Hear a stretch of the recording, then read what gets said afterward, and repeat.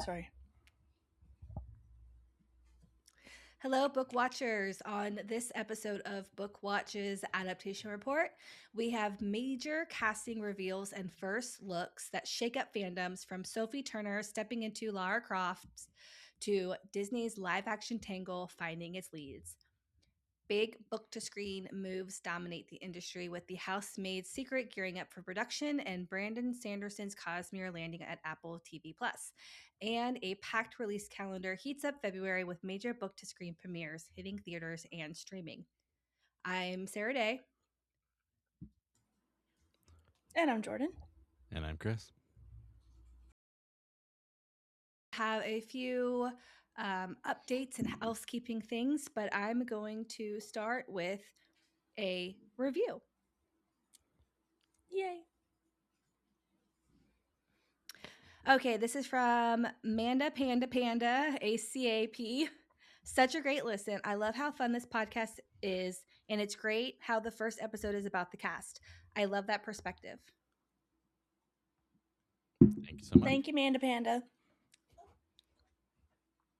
Okay, now a correction. Last news episode, we talked about Pride and Prejudice, which was going to be on Netflix, the newest adaptation. It's actually going to be on, I'm sorry, it's going to be on Netflix, not Amazon. That we thought that it was going to be on Amazon, but it's actually going to premiere on Netflix. And another update we have is that Disney Plus has decided not to move forward with its Holes remake, which I think all of us think is a really good idea. Leave it Yeah. alone for now. Yeah. We already talked about it like in our Holes episodes, but yeah, was not excited for that at all. So glad that they kind of were like, we'll just change our minds and nobody has to deal with it. Yeah, I feel bad for, the girl that was cast as the Stanley character, but other than that, very excited that this is canceled. Yeah. Okay, so before we get into our headlines, what are you guys reading and watching this month? What do we have to recommend to our listeners? Jordan, you want to go first? Sure, yeah. So I don't know if anybody follows me on social media, on Instagram specifically. You might have seen me reposting posts from Camp Valkyrie. So Camp Valkyrie is the book club / workout club that I'm part of. And we just finished our reread. Well, for me, it was a reread. For a lot of other people, it was their first time reading the Throne of Glass series by Sarah J. Maas. And now we are reading the Daughter of No Worlds trilogy by Carissa Broadbent. We're about halfway through that one right now. I really like it so far. It's, it's hard to follow up Kingdom of Ash from Throne of Glass, because that book just like means so much to me and is like such a huge part of my personality and my life. So whatever was going to follow up, I was going to be like, this is kind of lame compared to Kingdom of Ash. But all that being said, it's really good so far. Daughter of No Worlds is really good so far. It's got a really interesting magic system, and the main character is really cool, and I'm starting to kind of get into it more and more the deeper I get into it. But I like that one a lot. And then as far as watching, I binged Percy Jackson season 2 again now that all of those episodes are out. I'm watching Fallout with my new husband. That's really good. We love Fallout. And Congratulations, by the way. This is our first episode with Jordan as a married woman. Thank you. Yeah, and then we, after our honeymoon cruise, husband and I got sick, and I discovered The West Wing on Netflix, which is a early 2000s political drama.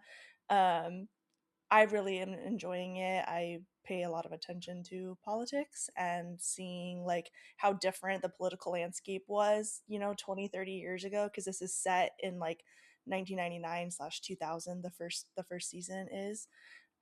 So seeing how different politics was 26 years ago is really interesting to me, because I was like 3 years old. So Baby. Wow. seeing how much like a nicer everybody was when we disagreed is like really interesting, because now it's so like combative. Not that way. Yeah, it's very different these days, like now being an adult and like knowing what's happening in the world around me.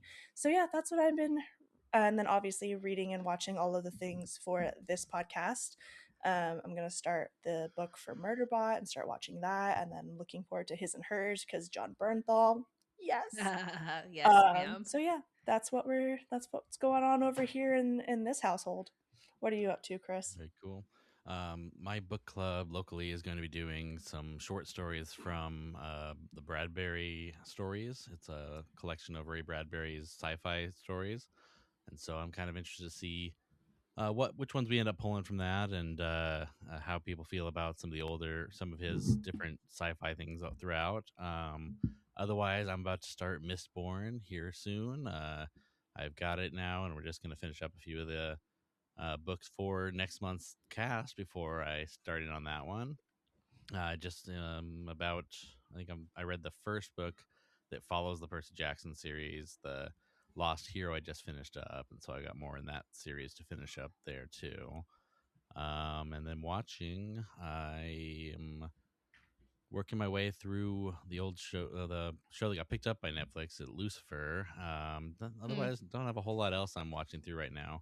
It's ironic the show feels like it's gotten more CW since it got onto Netflix, so I'm kind of curious how that all wraps up. But That's funny. I am watching so much right now. I'm watching Wonder Man, so I yeah, can keep score for Fantasy Heroes. I'm also watching Fallout. We're also watching Night of the Seven Kingdoms, and Shrinking just came out. So lots of TV watching right now. I feel like I'm forgetting one of the shows that I'm currently watching. The Pit on HBO is the no, other one. Mm-hmm. Luckily, like a lot of these are, weekly drops, which is convenient. And then reading again so much. Besides what we're reading, I'm going to be doing Mistborn with you, Chris, Brandon Sanderson, and we'll talk about this later. But my husband's favorite author, he's been trying to get me to read all of the Cosmere stuff for so long. And then I believe my book club is doing Atmosphere by Taylor Jenkins Reid this month, so I'll be reading that.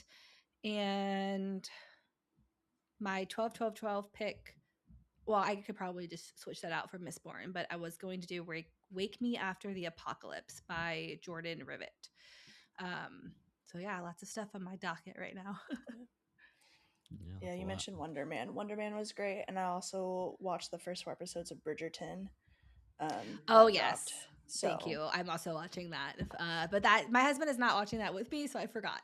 Tell him yeah, to get on it. It's really good. I've watched them all with my I wife, don't and think they're that great. he will, but I I've will Well, try my tried. best. I make the deal. always You'll read the Mistborn if he watches Bridgerton, right? there you I go. could do that. Yeah. That the I don't know. I best trade enjoyed deal. Bridgerton. It's been good. So we started Queen Charlotte today too. So because we Oh, haven't seen nice. that show Have you yet. seen? Oh, So Chris, we just it's my started it. favorite season of Bridgerton ever. I love Queen Charlotte. Oh, prepare to cry. All right, I'll keep an I'll keep you guys updated on that. And yeah, I also Please finished do. Wonder Man. So that one was great. And I got some good points for Fantasy Heroes from having Trevor Slattery on my team.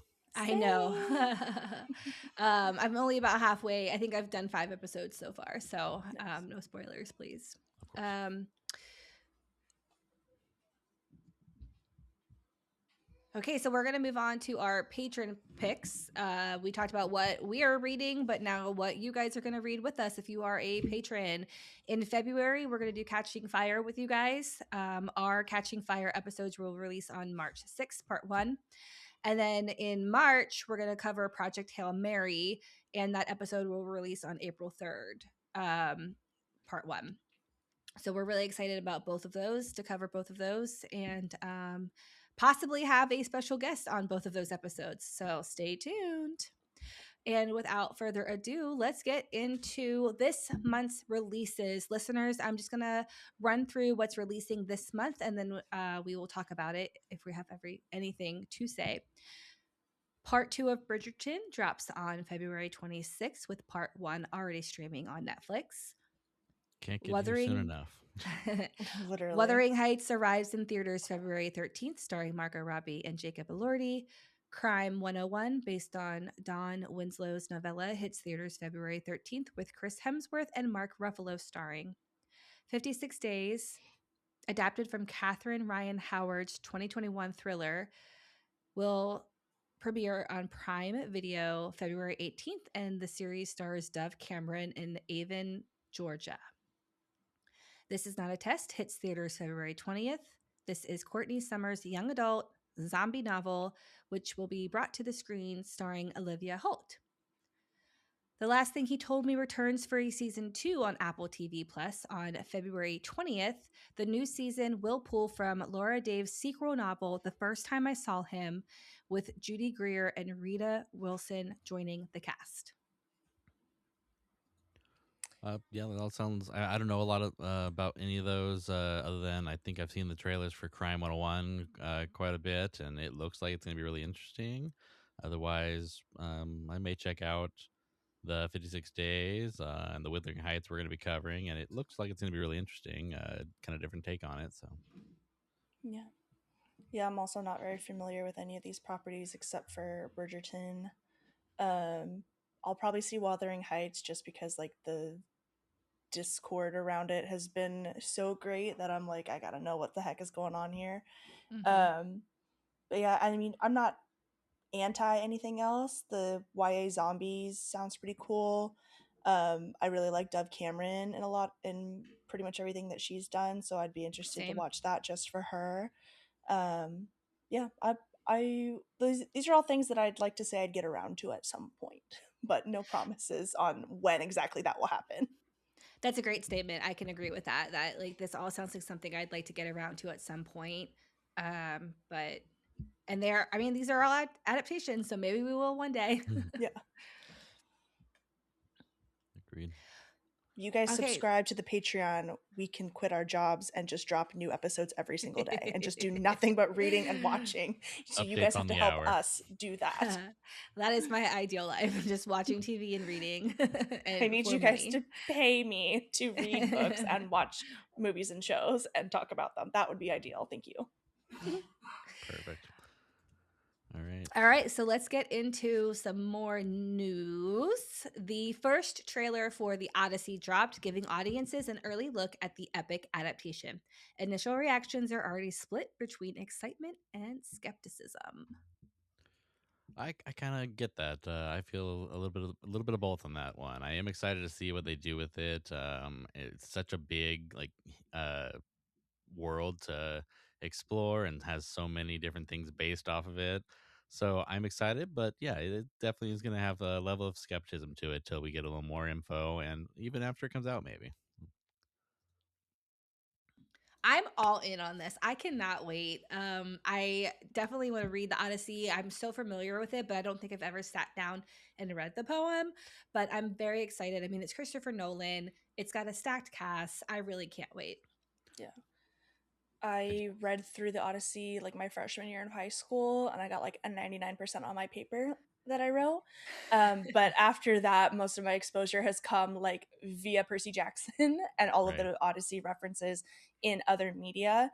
Mhm. So I would also like to reread it before it comes out just so I can see.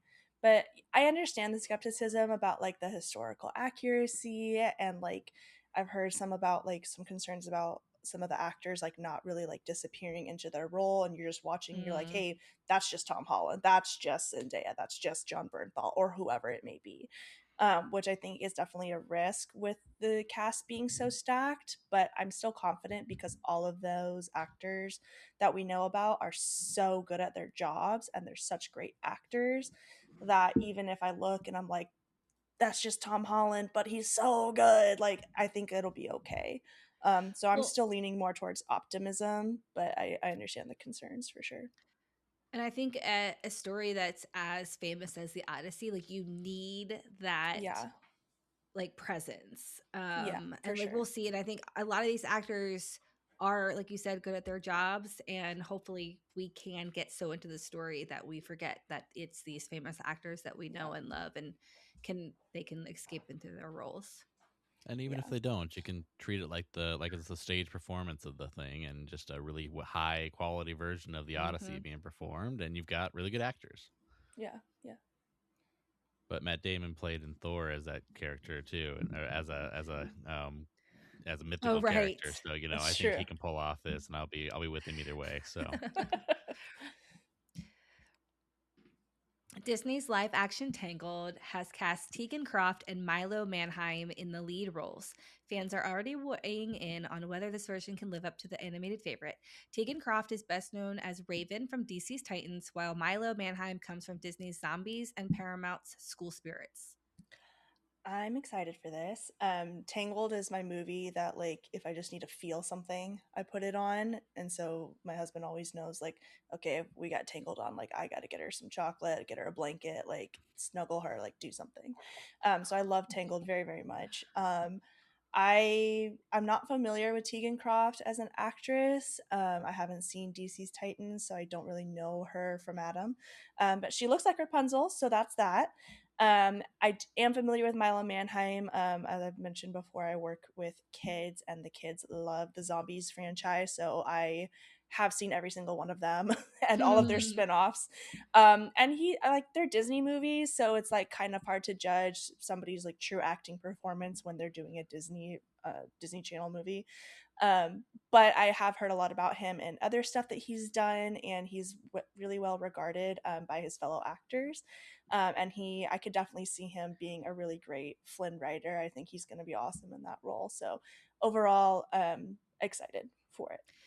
I first met him, not met him, I first saw him in School Spirits, which is a more mature role Okay. than the Zombies role.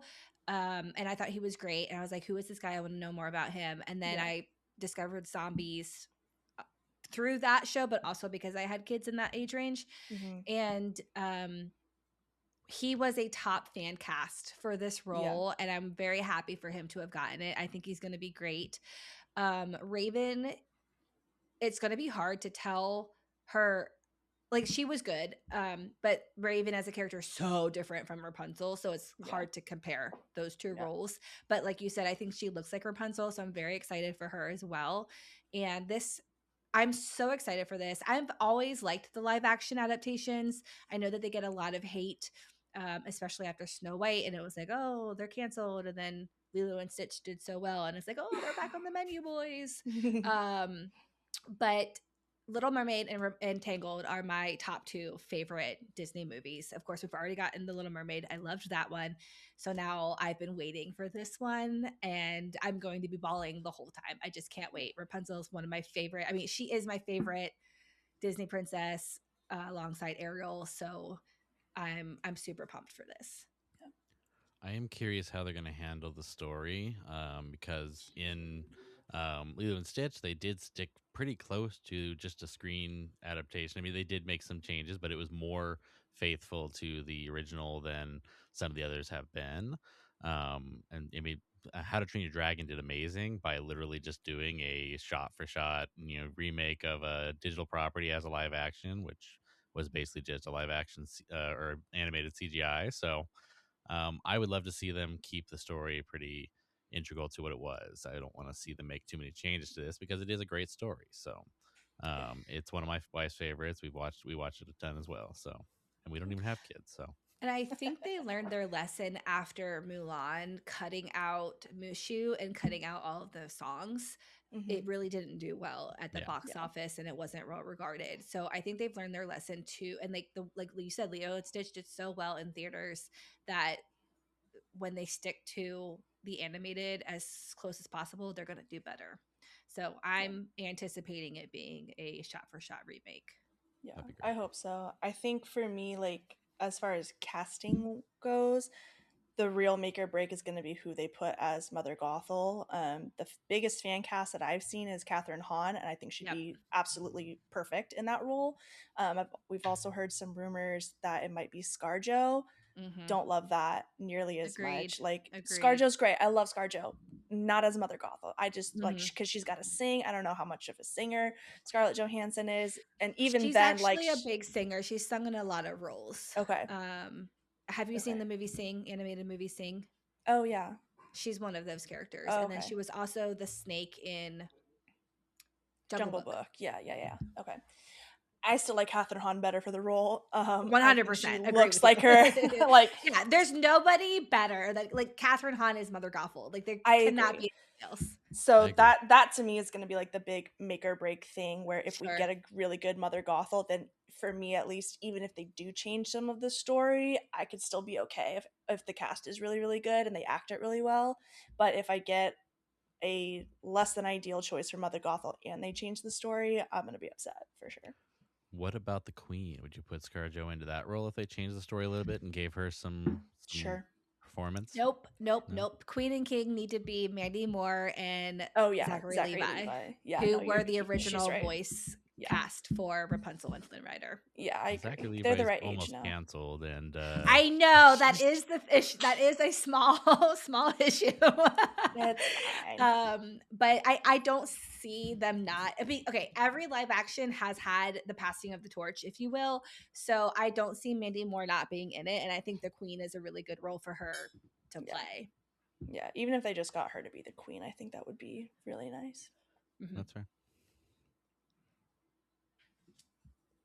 A first look at Sophie Turner as Lara Croft has been released. The reveal has sparked comparisons to past versions and questions about how this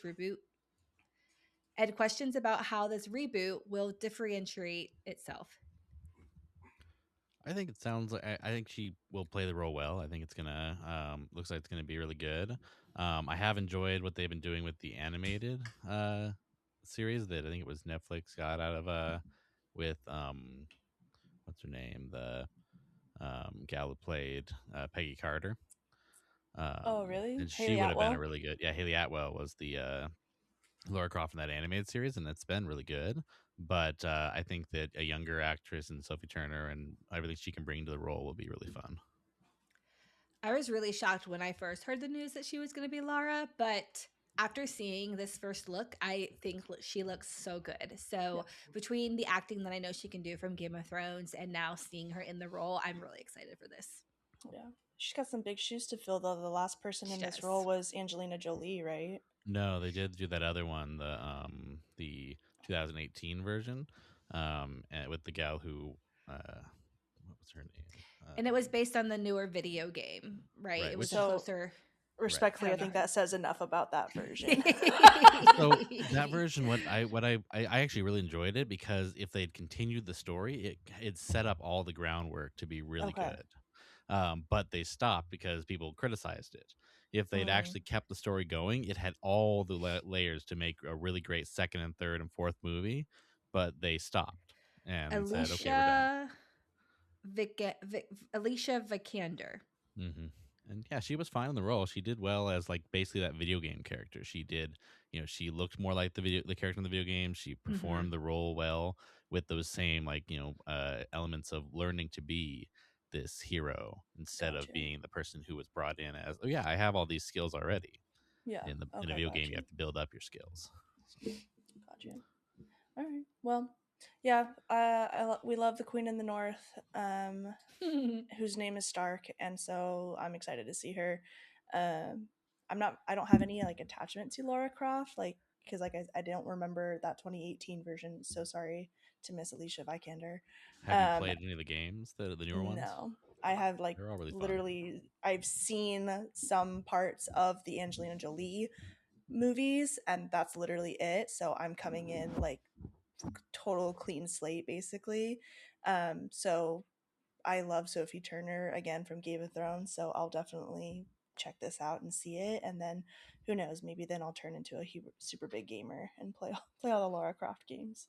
We'll just play them all together online. We'll do a stream. We'll Yeah, just go through each of us. Will play a section and we'll pass the torch and we'll just go through it and play the 50 hours of video games that we have there you go. that or whatever it is.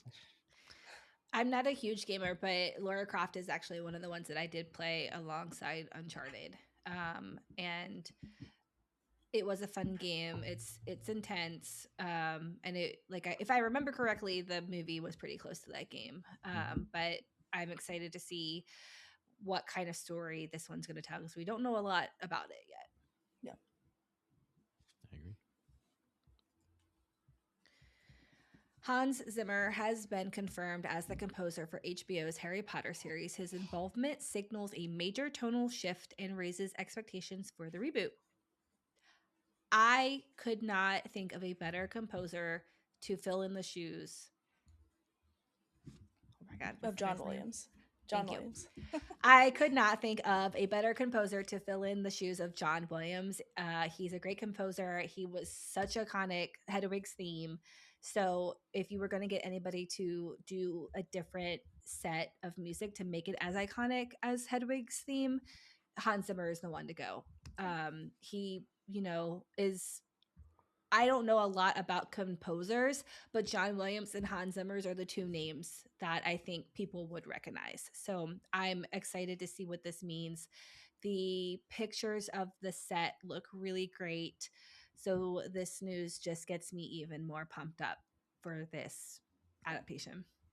Yeah, Harry Potter means a lot to me, and to a lot of people. It's like the seminal like work of a generation, Mm-hmm. basically.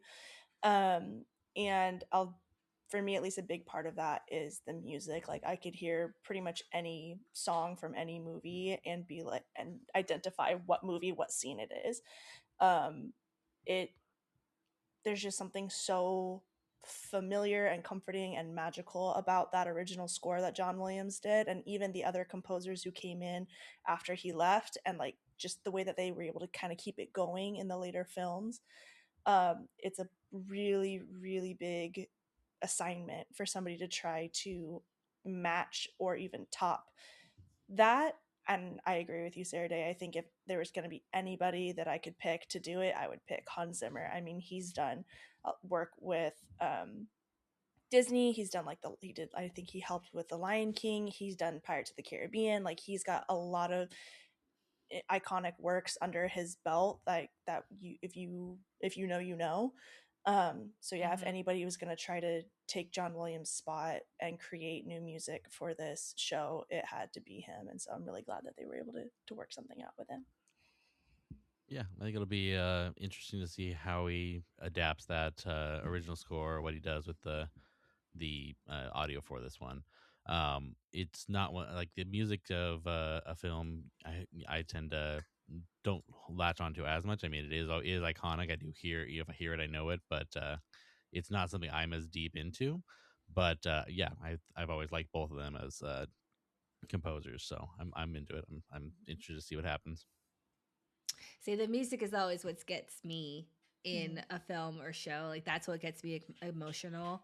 And so, I mean, I don't have any more to add than Hans Zimmer had to be it. Like if you were going to, not that I want this to top the movies because the movies do mean so much to me, but if you were going to set it apart and not and like compare and be as good as like Hans Zimmer had to do Yeah. it. So very, very excited.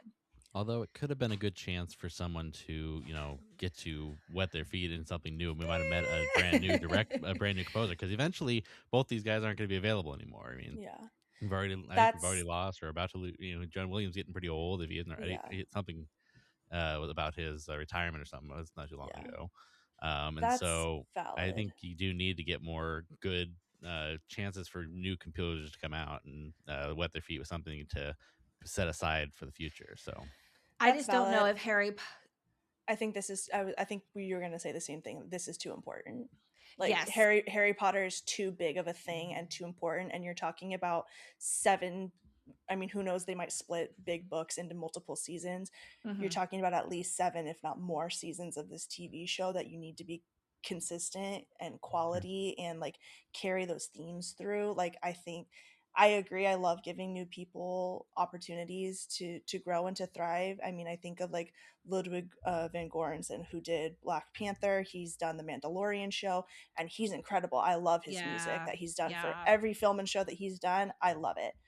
And he's a relatively new face. I would love to see a new person get the opportunity. Not with this. Harry Potter's too, I think, too important, too iconic to too many people to take a risk on Mm-hmm. something that is like, because like you're always taking a risk with the new cast, with the new kids, with so much of it, just the new format of a show versus a movie. Like so much of it is already new and risky. anything that you can say, like, let's get a for sure person in here who's definitely going to do a great job, you should take those opportunities. And so I think this is the right choice for this. Of course. Sorry, And he's And got a team too. So it's not just him. It's yeah, just his name is the yes, one that's getting the fame out of it mostly. And so yeah, that's the only thing I was and pointing out. yeah, I was that's going true. to also talk about the controversy of the show. It's so controversial, not only the J.K. Rowling of it all, but also even doing it in the first place has Hmm. been very controversial. Hmm. And then the casting of Papa Essaydu has also been very controversial. So there's all of this going against the show already that I feel like you had to get a composer in addition to like the show writers and the directors, and like of course the cast has to be new because they're kids, but there's a lot riding on this. And I feel like not that Hans Zimmer is a safe choice, but it is in the sense that like he is so established already. Hmm. Yeah. The first look at Percy Jackson and the Olympians season 3 is here. The series continues to build confidence with fans as it settles into long-term storytelling. I don't know about that much confidence. I'm a little nervous after season 2, but I'm very excited for season 3 because we've never had a live action adaptation of season 3 or of book 3. Season or books 1 and 2 had those movies that we kind of don't talk about, but we will in our next episodes, so check those out. But season 3's book 3 has never been touched. The Titan's Curse has never come on screen. There are so many characters in book 3 that we've never seen on screen before.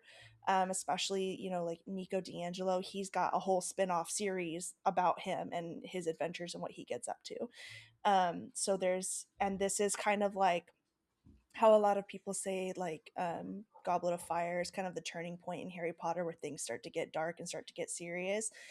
Titan's Curse is that for Percy Jackson, where things start to get dark, things start to get really, really serious, and like we're going to war with Kronos. Um, and so I'm really, really pumped. Some of the casting that we've seen so far, super stoked. We love it. Everybody is great. Some of the casting, I'm like, are you sure? Are you really sure about that one? Like, no shade to anybody, just like, so specifically, I think it was Kate McKinnon, has been announced as Aphrodite. Ah, I love Kate McKinnon. She's so funny and she's so great. I don't know if I would have put her as my Aphrodite. But I'm not it's not totally like, I'm not totally writing it off because Aphrodite is known to change her appearance based on whoever's looking at her. So Kate McKinnon might be one of many beautiful actresses who gets to play that character. So I'm into that. But everybody else that we've had announced, we already have met Thalia as of season 2. The people they've announced for Bianca and Nico and the goddess Artemis and her lieutenant Zoe, all of them look great, and I'm really excited for them. So we're so back getting a new season of a show every single year, and they just keep filming and keep putting it out. And I'm so excited to just get that consistency and just be able to look forward Mhm. every December. Percy Jackson's going to come out. We're going to get a new season and have that to look forward to every year. Yeah, I as someone who read the books recently, all through the original series, I definitely am excited to see this one get adapted and see some of these, because it really is where the series starts to pick up, in my opinion. I mean, it really, you start to get this intrigue. The characters are getting a little older. You're starting to really build onto the story of, oh, there's something happening here. This is a really interesting trajectory we're heading on here, and so I'm excited for it, and we'll definitely be interested to see how they'll go. Maybe they need a really good composer for this one or something. Yeah, get a new guy in here. Why not? Do you know the composer for Percy Jackson? Nope. See, unless it's those two names, we don't know who's doing these things, and it's almost better Sorry. sometimes. I really like the music for Percy Jackson. It's been That good. being said, I really like the theme music, and the theme, like the end credits music, is a little bit darker in season 2 than season 1. So I'm excited to see how it continues to transition and evolve Mm. as the seasons go on.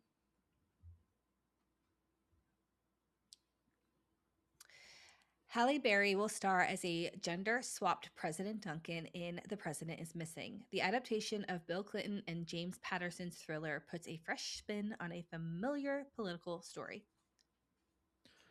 This one, I think the gender swap would probably be fine. I'm not worried about that. I don't know the book other than that I remember seeing it come out, but I mean, it sounds interesting, and I'm definitely open to seeing what they do with it. I used to read a lot of James Patterson books when I was a kid. He used to do a lot more in like the young adult space. There was the Maximum Ride series that I really loved, but I haven't read a James Patterson book in a very long time. They're kind of those books that I think of like my mom always reading. No shade. Um, so We'll have to but a have her lot of on. his work, amen. Um, there a lot of his books get adapted. There's like the Alex Cross like detective series that's gotten a bunch of adaptations, I think.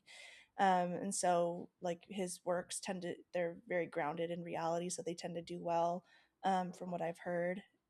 I uh did read Alex Cross; those are really good.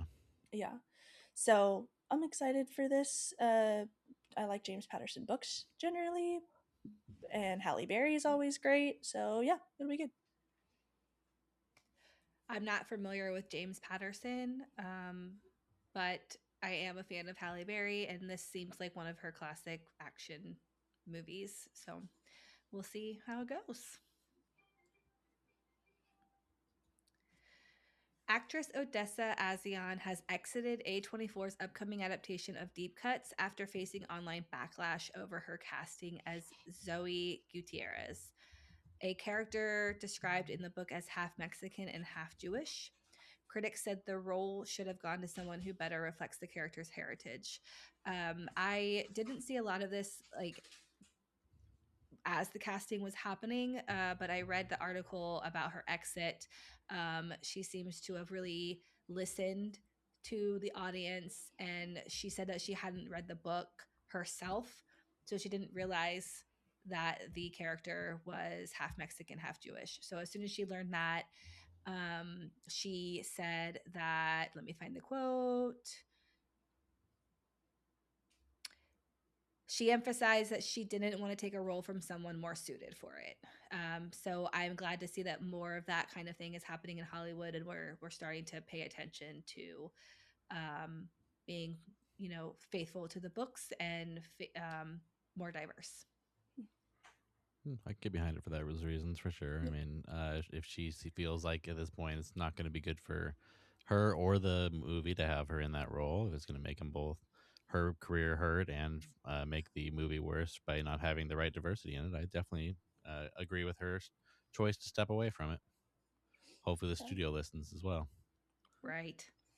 Yeah, these things are always complicated because I feel like it I don't like people getting like bullied out of stuff, and sometimes like a character's background or their race or ethnicity really matter to the story, and they're really crucial to telling the story properly, and sometimes they don't really matter.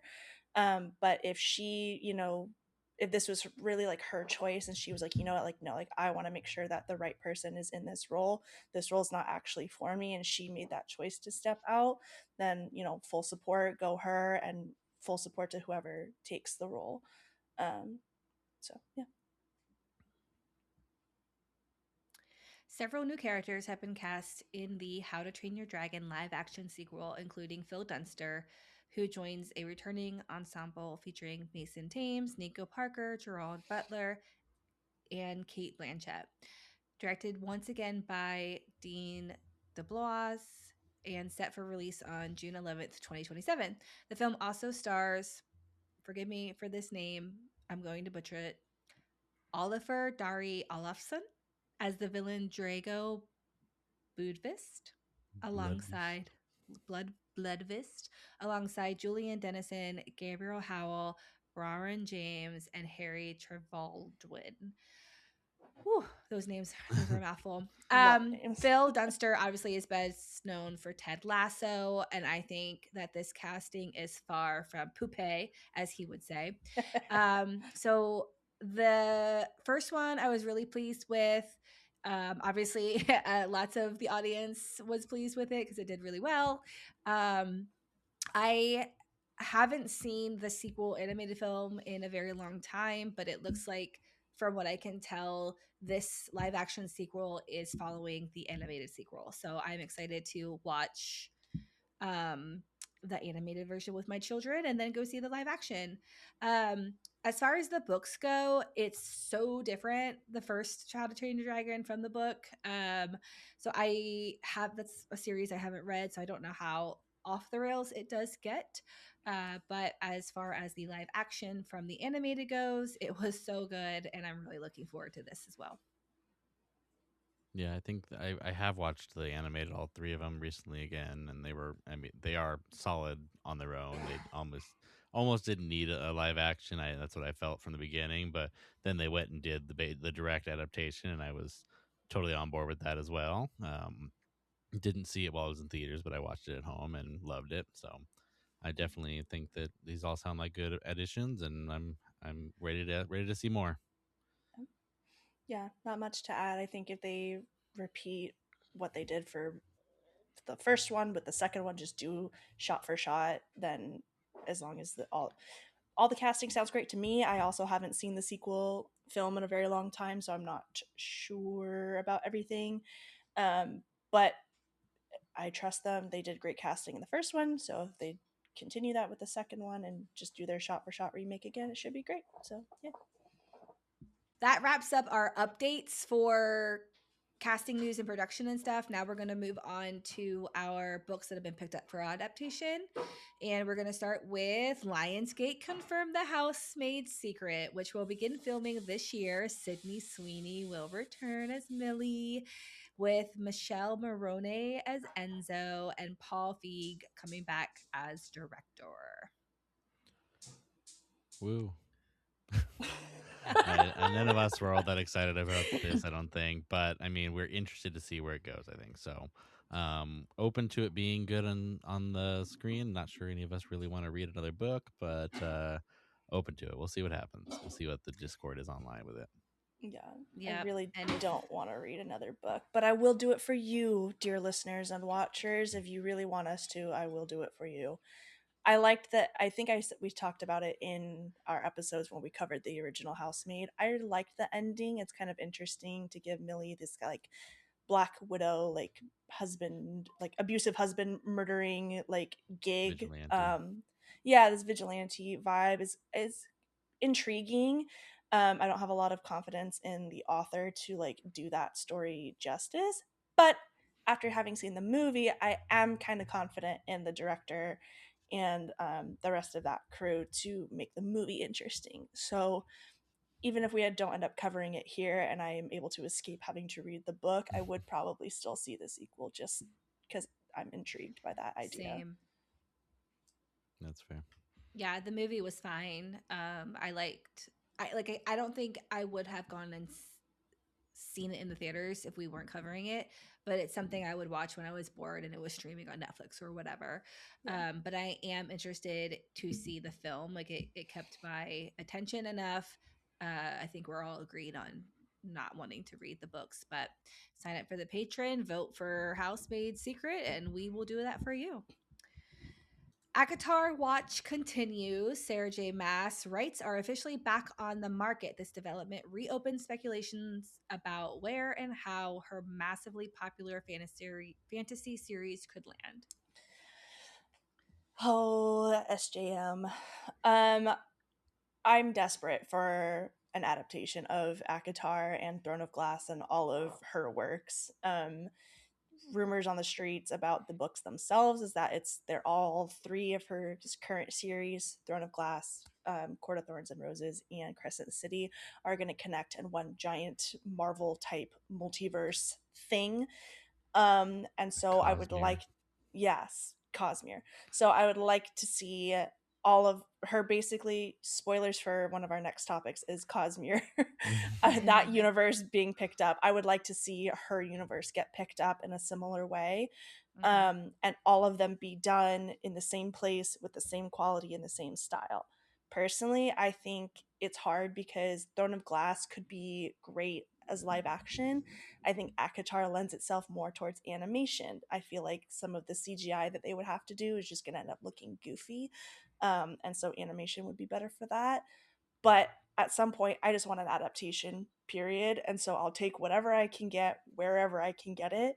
But I actually kind of like how she's being stingy with it and like wanting to make sure that whoever she does sell the rights to is going to do it properly and do it justice. Originally, she had signed a deal with Hulu.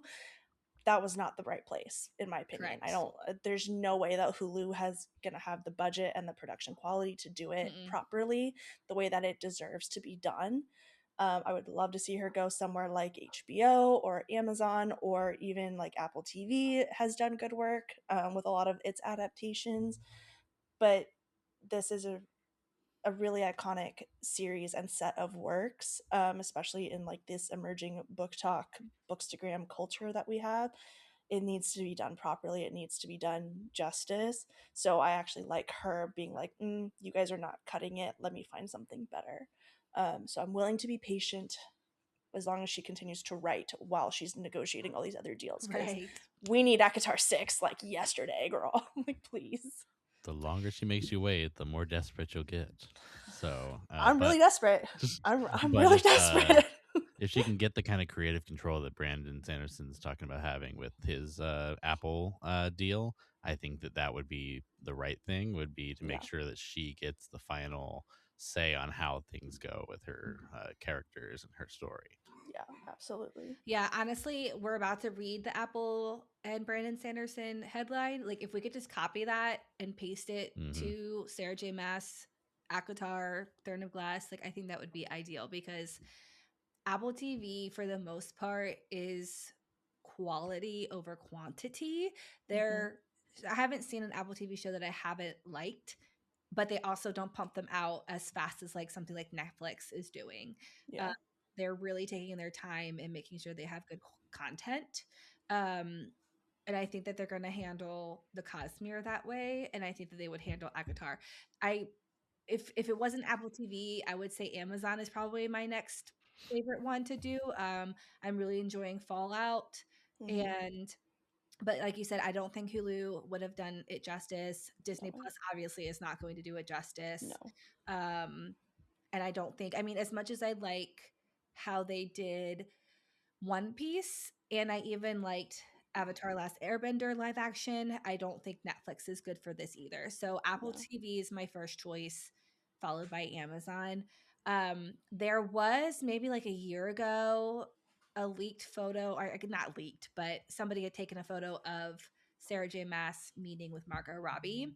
And we all Hmm. know Margot Robbie has a production company. So I was always interested to see if that was leading anywhere, um, because the rights were still, I guess, under Hulu maybe, but Yeah, I think so at that time. it was about to expire. So everybody was like, "Oh, Sarah, sorry, Margot Robbie is about to buy them up." So I don't know what kind of involvement I would want Margot to have because I do want this to be a TV show. Um, I don't think we could get good movies out of I it. There's don't. too much. Yeah, it has to be a show. I don't want Margot Robbie cast as anybody in it at all, but I think like we've seen, because she was a producer for Barbie and we saw Right. how much care she put into Barbie. I would love to see her on the back end, you know, helping produce and helping like guide Sarah J. Maas, because Sarah J. Maas doesn't know how to make a movie or a show. Like she's a writer. Right. So I would love to see Margot Robbie and her kind of like hold hands and take that journey together as, you know, Yes. incredible women like make telling these stories. I would love to see that. Yeah, and yeah, yeah.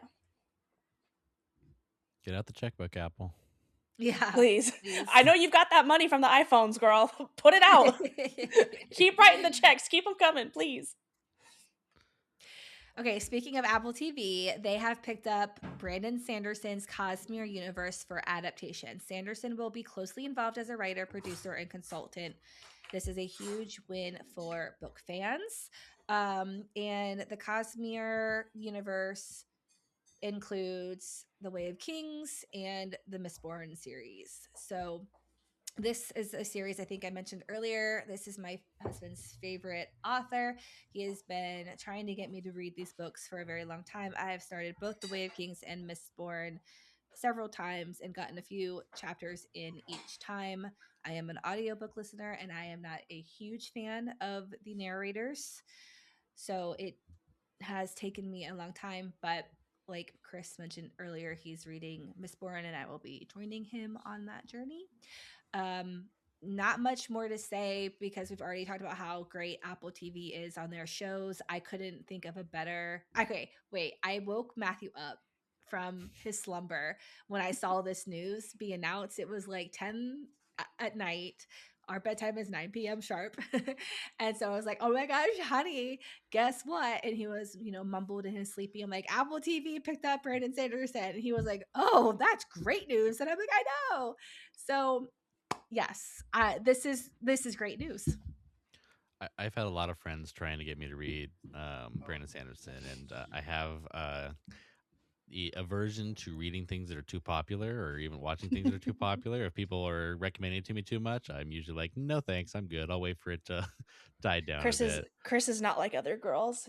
No, I like You- to be. I like to take my own way, go my own way, and find my own way. But once this got announced, I was like, all right, it's time to make the plunge. And so I've made sure I have mapped it out. I know what I'm doing. I mean, I got the 24 books I got to get through right now, and then I've got whatever he comes out with in the next 20 years. So I've got a long commitment I'm setting up here. So join me as I go through the entire Cosmos. yeah, I think I'll probably join you guys for it too. Is Cool. Ethan, my husband, and I have also had some friends recommending it to us for a very long time. And these are also the same friends who recommended Throne of Glass to me. Mhm. Because I started out with Akatar, and then I was like, Throne of Glass, like, I don't know, whatever. And then she was like, no, you have to. And I was like, okay. And now it's changed my life, and I have a tattoo, and it's a whole thing. But these are the same friends who want me to read the Cosmere universe and Mistborn, and so I think now that the show's coming out and you guys are reading it, we can do our own little book watch book club and read that one kind of on the side as we navigate all the other things that we're reading and watching. Congratulations, What's our guys! new We've joined motto a we've been cult. talking about on the So side? much content, so little time. Yes. Yeah, that. But yeah, I think we've all joined a cult now. The Brandon Sanderson universe. Oopsie. Mhm. Okay, last but not least, Bridgerton's showrunner Jess Brownwell has Brownell. Yes, Last but something like not that. least, Bridgerton showrunner Jess Brunel confirmed that seasons 5 and 6 will focus on Eloise and Francesca. Fans caught the hint via an embroidered pocket square featuring the initials E and F. Just want to say right off the top, I have not read any of these Bridgerton books. I am a show only person. That being said, I do exist on the internet, and I have heard a lot of the consternation about changes that have been made to Eloise and Francesca's storylines, even in these current seasons that we already that have not been like focused on their storylines. So I'm really interested to see if that kind of fan discourse continues, gets bigger, if more fans kind of like I've seen some people say like I simply will not watch the show anymore because of how severely Mm. they've changed Francesca's storyline. Um, Again, having not read any of the books, I don't get it. I'm going to continue to watch. I'm going to see what's going on. Um, but yeah, I'm excited for Eloise and Francesca to get their seasons, for all of the Bridgerton children to get their seasons. Um, and yeah, there's a lot happening here with comparing to the books. And Sarah Day, you did an episode on the first season, right? In the first Mm-hmm. book. And that was very different. And so I think we all kind of have to just accept that the show and the books are different, and they're just not going to be the same. um, and they're going to do kind of the bare bones of what happens in the books and bring that to life, but it's kind of its own entity at this point, and it's taken on a life of its own. So I'm excited to see what happens next. I've loved all of the seasons that have been out so far, and this first half of season 4 has been really good. So I definitely want to continue watching and see what happens with Eloise and Francesca. But I think when I do actually read the books, I'll probably have some concerns as well, but we'll save those for another time. As I understand, the books make some pretty big time jumps between different sections. So people are different ages than they are when we see them here. They're different.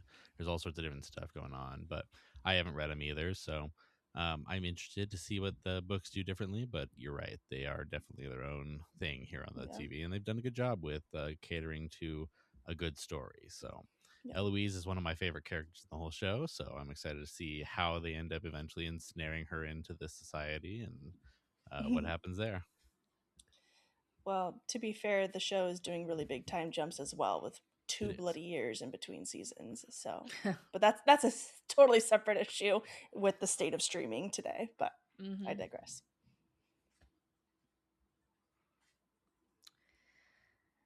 All right. Well, that is our news episode for February. Everybody, thank you for joining us tonight. And we will see you next week for Percy Jackson, The Sea of Monsters. And we'll see you next month for March news. Woohoo.